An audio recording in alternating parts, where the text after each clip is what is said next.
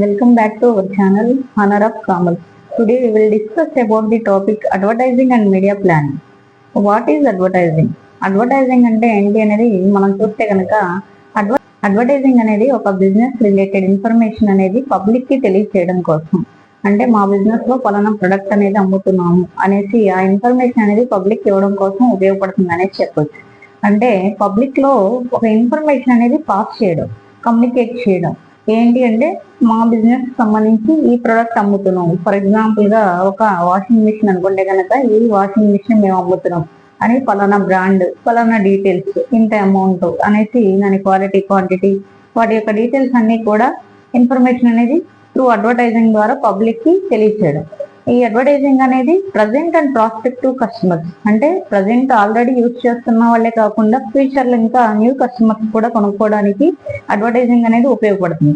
Advertising ద్వారా ఏంటంటే sales అనేవి ఇంకా ఎక్కువ ఇంక్రీజ్ చేసుకోవడానికి చాలా యూజ్ అనేది అవుతుంది అనేది చెప్పచ్చు.